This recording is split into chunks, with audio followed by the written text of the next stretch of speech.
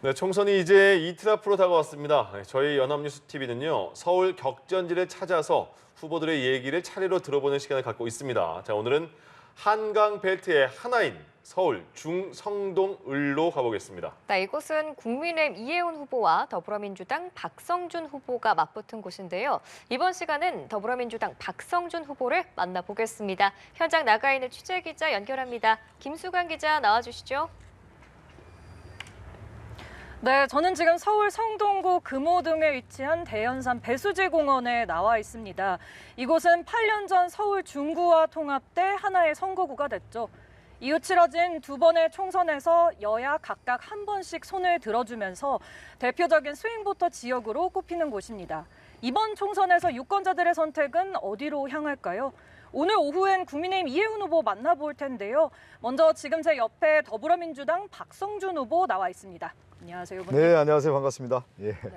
후보님, 예. 사전투표 하셨나요? 예, 사전투표 제가 5일 날 했습니다. 네, 저도 후보님 SNS에서 인증샷 올린 거 봤습니다. 예. 근데 제가 좀 인상 깊었던 게 그 사전투표 마지막 날이었던 지난주 토요일에 예. 이재명 대표가 가장 먼저 찾았던 곳이 바로 이 지역구였어요. 예, 예. 그리고 오늘 오후 3시부터도 이 대표가 이곳을 방문한다고 들었습니다. 예. 그만큼 공을 들이는 지역이라는 거겠죠? 예. 그렇다면 후보님만의 좀 필승 전략, 어떤 게 있을지 좀 출마의 변을 들어보고 싶습니다. 네, 김 기자가 이제 얘기한 것처럼 보면 이제 우리 이재명 대표가 또 찾게 된 이유 중에 하나가 뭐냐면 저희 지역이 이제 중구 성동구 을인데 가장 대한민국의 중심이고 서울의 중심이에요. 그래서 중구 성동구에서 이긴다고 하면 서울 승리가 되고 전체적인 선거를 이길 수 있는 가장 핵심 지역이기 때문에 당에서도 관심이 많이 갖고 있고요.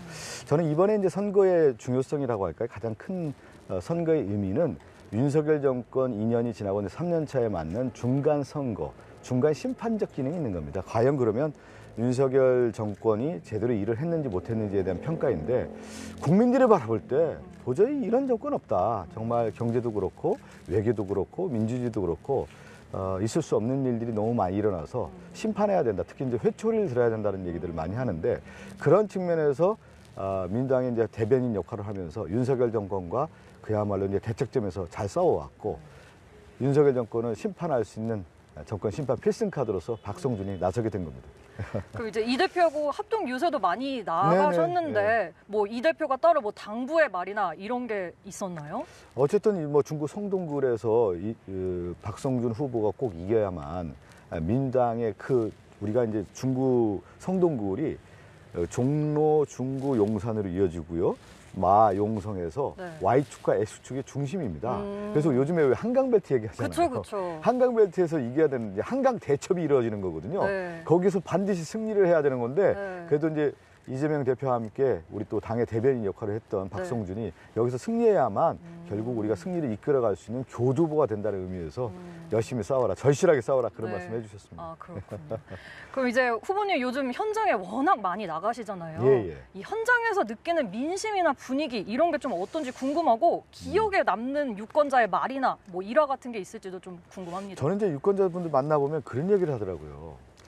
뭔가 이제 정권, 대통령도 그렇고 뭐 한동훈 비대위원장 같은 집권당이 네. 나의 얘기를 좀 대변해 줬으면 좋겠다. 공감대가 있어야 되는 건데 네. 다른 얘기하는 것 같다는 거예요. 나는 힘들고 어려운데 딴 나라 사람처럼 그냥 지나가는 것처럼 얘기하는 것 같다. 그리고 말과 행동이 좀 다른 것 같다.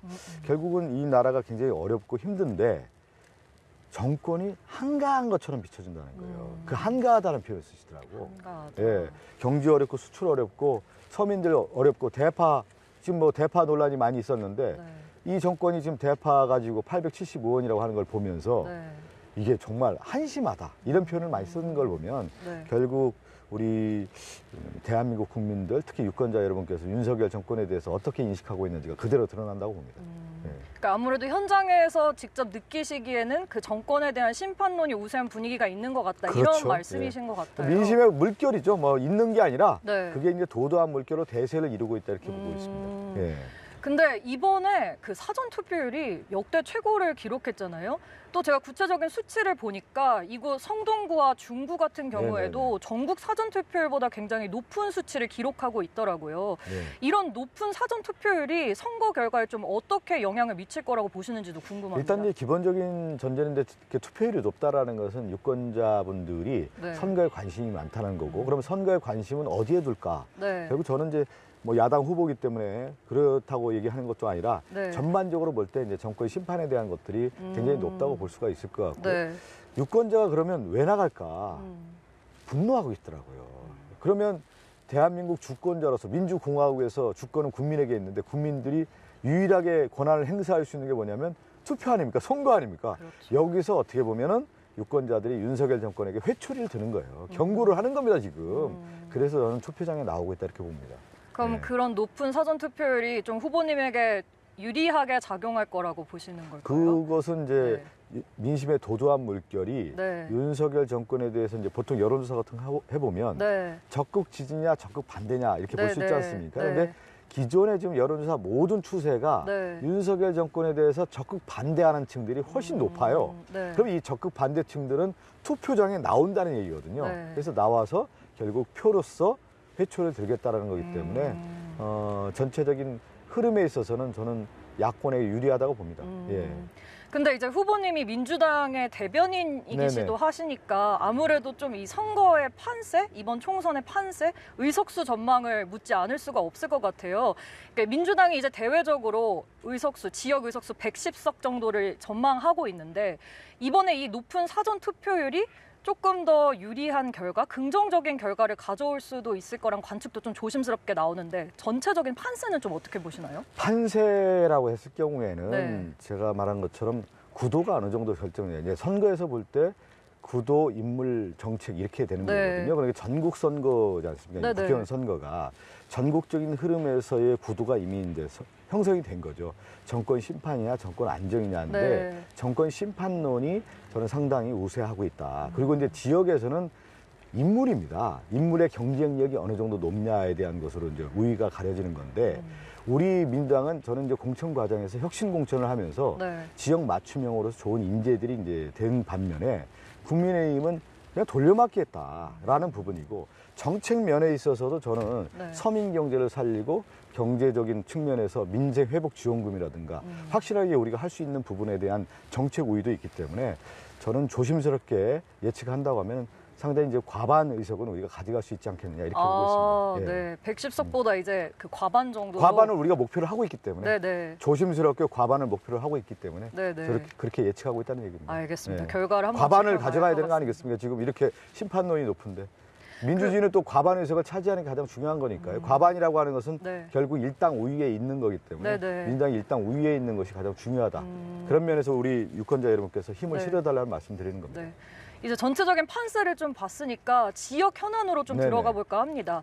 좀 후보님이 생각하시기에 가장 시급한 지역 현안은 좀 뭐라고 보고 계실까요? 우리가 이제 중구 성동구을인데 네. 이제 여전히 이제 보면은 어느 지역이나 저희 지역뿐만 아니라 이제 재개발, 재건축, 리모델링 이슈가 있어요. 아, 네. 근데 이제 중구 같은 경우는 남산이 있는데 네. 남산이 이제 고도 제한이라는 게 있어요. 네네. 그 이유 고도가 높은 곳으로 층을 질 수가 없기 때문에 규제가 있거든요. 네. 남산 고도 제한이라는 부분이 있고 또 전통 문화 보존 구역이 있다 보니까 재개발 재건축이 상당히 어려운 점이 있는데 네. 그래도 꾸준하게 재개발 재건축 완화에 대한 것들을 목소리를 내서 어느 정도 좀 이루어지고 있는 단계이기 때문에 그걸 네. 좀 더 물꼬를 트야 될 것 같고요. 네.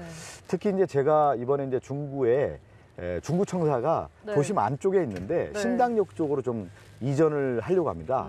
그 이전에 제가 2020년도에 출마하면서 네. 전임 구청장과 함께 이 공약을 만들었거든요. 중구청 이전에 대한 부분. 네. 그래서 중구청사를 신당역 쪽으로 이전한다고 하면은 중구 신당역 앞에 이제 예를 들어서 신당 10구역도 있고 네. 8구역, 9구역 뭐 이런 지역들이 이제 청사 이전과 더불어서 개발에 대한 어떤 선도적 역할을 하기 때문에 새롭게 중구를 재편할 수 있는 네. 새로운 변화를 이끌 수 있는 패러다임을 전환할 수 있는 그런 공약을 내세우고 있고요.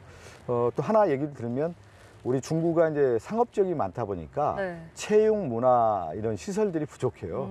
그래서 약수역에 있는 청소년 수련관을 재건축해서 복합문화 체육 시설로 좀 만들려고 하고 있고요. 또 여기 내려가면 이제 옥수동이 있는데 네. 옥수동도 주거 밀집 지역인데 문화 체육 시설이 부족해서 거기 사회복지관을 재건축해서 문화 체육 그 복합 스퀘어로 만들어서 네. 지역민들에게 편의시설을 제공하려고 합니다.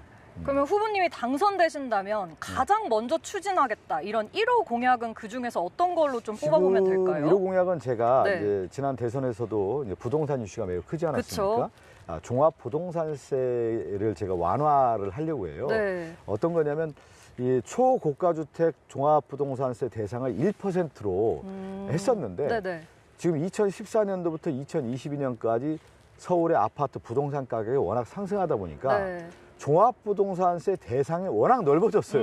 그래서 1%를 훨씬 넘게 됩니다. 네네. 많은 사람들이 대상이 되니까 네. 이걸 원래의 취지에 맞게 1% 안쪽으로 조정을 하자. 네. 그래서 제가 21대 국회의원 생활을 하면서 네. 원래 9억 원이었던 종부세 대상 기준을 15억 원으로 법안 발의를 했다가 여야 합의에 의해서 12억 원으로 만들었습니다. 네. 이걸 그래서 재선이 된다고 하면 종합부동산세 대상을 초고가 주택, 초호화 주택 1가구 1주택자를 대상으로 해서 네. 16억 원으로 완화하려고 하거든요. 그러니까 종합부동산세 완화를 이걸 가장 자- 먼저 추진하시고자 하는 그렇죠. 거군요. 예, 예.